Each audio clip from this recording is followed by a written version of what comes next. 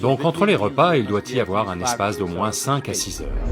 La façon idéale de vivre est « il n'y a pas de sommeil dans ma vie ». Mais ce n'est pas possible. Pour l'instant, le corps a encore une certaine inertie, donc il dort un minimum. Le reste du temps, il est à l'aise. Consommez un peu de miel dans de l'eau tiède de façon quotidienne et vous verrez lentement, le taux de globules rouges va augmenter.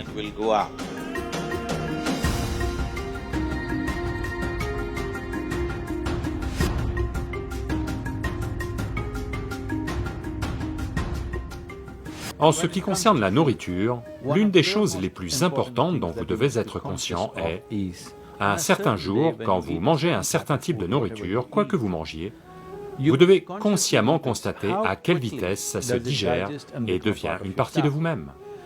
Toute nourriture que vous mangez, si elle reste plus de 3 heures, ça veut dire que vous avez mangé de la mauvaise nourriture, et c'est quelque chose à éviter ou à réduire en quantité. Si la nourriture sort de votre poche d'estomac dans les 3 heures, ça veut dire que vous mangez quelque chose que votre système peut gérer efficacement. Ce n'est peut-être pas le meilleur aliment, mais votre système est capable de le gérer. Et entre un repas et le suivant, si vous créez un intervalle distinct de 5 à 6 heures, au cours duquel il n'y a aucune autre ingestion, vous verrez, le processus de nettoyage dans le système au niveau cellulaire a un nettoyage a lieu. Ce nettoyage au niveau cellulaire est très important et significatif pour une vie saine. Donc, entre les repas, il doit y avoir un espace d'au moins 5 à 6 heures. Si vous avez plus de 30 ans, 2 repas par jour, 2 bons repas par jour suffiront. Un le matin et un le soir. Après le repas du soir, avant d'aller au lit, il doit y avoir un minimum de 3 heures, ainsi qu'une certaine activité physique, pas nécessairement très lourde ou intense, juste une simple marche, ou peut-être une danse, ou quelque chose comme ça. Créez quelque chose pour vous-même, où au moins pendant 20 à 30 minutes, il y a une certaine activité physique après le repas du soir. Si vous faites ça, en grande partie, votre système sera en bonne santé.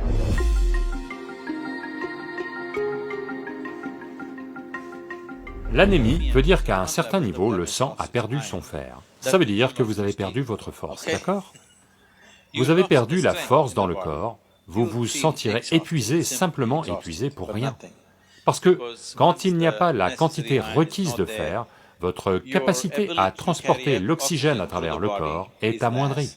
Ça signifie que votre corps, votre cœur, votre cerveau, tout sera à un niveau de fonctionnement inférieur parce que vous n'avez pas assez d'oxygène. Donc, augmenter l'oxygène dans le sang est l'une des choses importantes parce que la santé du corps et le degré de facilité avec laquelle il se régénère dépend d'un niveau élevé d'oxygène dans le sang. Et cette capacité va diminuer. En particulier, les femmes doivent faire attention à ceci, à cause du processus biologique. Leur taux d'hémoglobine peut baisser et leur capacité à transporter l'oxygène dans le sang va diminuer, ce qui les rendra inutilement épuisées et paraissant inintelligentes et... Oui, si le taux de globules rouges est faible, vous vous sentez bête, parce qu'il n'y a pas assez d'oxygène dans le cerveau et qu'il ne fonctionne pas comme il devrait fonctionner, le corps comme le cerveau. Donc, pour prendre soin de ça, l'une des choses simples est de consommer un peu de miel dans de l'eau tiède de façon quotidienne. Et vous verrez lentement le taux de globules rouges va augmenter. S'il y a plus d'oxygène dans le sang, soudain vous ressentez une poussée d'énergie, soudain tout est actif, le système de rajeunissement dans le corps est en montée, les cellules mortes sont remplacées rapidement, le niveau d'inertie que vous ressentez dans le corps est beaucoup plus faible, le niveau d'énergie que vous ressentez dans votre mental est beaucoup plus faible.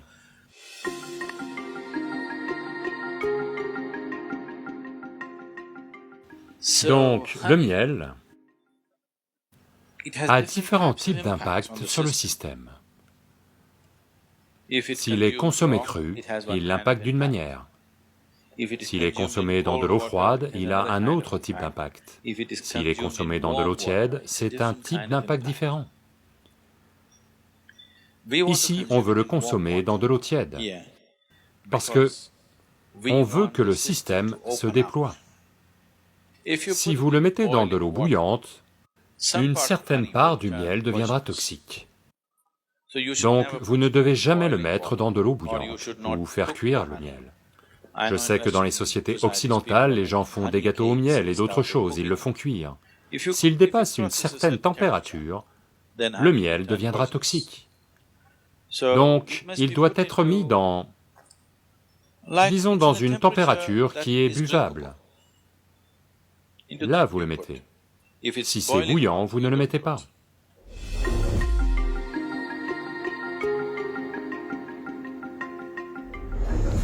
Voyez, le sommeil n'est pas une nécessité dans la vie. Ce dont le corps a besoin, c'est de repos. Le sommeil est juste une forme de repos. Beaucoup de gens se mettent à penser, au Tamil Nadu, si quelqu'un dit « ça veut dire qu'il dort ». Pas nécessairement, vous pouvez vous asseoir et vous reposer, n'est-ce pas? Oui. Vous pouvez être debout et aussi vous reposer. Vous courez, si vous restez debout, n'est-ce pas une sensation de repos? Vous êtes debout, si vous vous asseyez, n'est-ce pas une sensation de repos? Il y a de nombreuses façons de se reposer. La chose la plus importante est que repos veut dire que vous changez l'équation énergétique.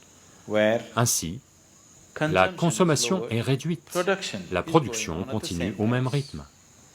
Donc, au bout d'un certain temps, vous vous sentez rajeuni, car la consommation a été réduite. Essentiellement, vous gérez l'équation énergétique. Si vous êtes en activité, la consommation est plus grande. Quoi que vous produisiez, ce n'est pas suffisant. Au bout d'un certain temps, vous vous sentez épuisé parce que la consommation a été élevée. Si vous baissez la consommation et augmentez la production, au bout d'un certain temps, vous vous sentez revigoré. La façon idéale de vivre est « il n'y a pas de sommeil dans ma vie ». Mais ce n'est pas possible. Pour l'instant, le corps a encore une certaine inertie. Donc il dort un minimum. Le reste du temps, il est à l'aise. Si vous le gardez à l'aise, le corps ne s'endort pas, à moins qu'il arrive à un certain point d'épuisement. Donc le corps ne demande jamais de sommeil, mais il demande à coup sûr du repos. Si vous ne savez pas vous asseoir ici de manière reposante, il essaiera de se reposer, comme cela. Si vous pouvez vous asseoir ici totalement à l'aise, il restera assis pendant des heures, sans s'endormir. Autrement, c'est la seule manière qu'il connaît pour se reposer. Si vous êtes assis ici, là maintenant, une chose simple que vous pouvez faire est de vous asseoir. Vous venez vous asseoir ici. Juste déplacez votre attention du haut de votre tête jusqu'à vos orteils et voyez si tout est relâché, détendu et à l'aise. Ou êtes-vous assis comme ça? Amenez juste celui-ci à un état d'aisance, autant que vous pouvez. Tout n'est pas à votre niveau conscient. Autant que vous pouvez, consciemment, gardez-le à l'aise. Vous verrez soudain, si vous êtes du genre à vous endormir à 22 heures, si vous vous asseyez simplement ici à l'aise, vous verrez que votre sommeil sera repoussé d'une demi-heure. Vous n'aurez pas sommeil à 22 heures. Naturellement, vous êtes éveillé.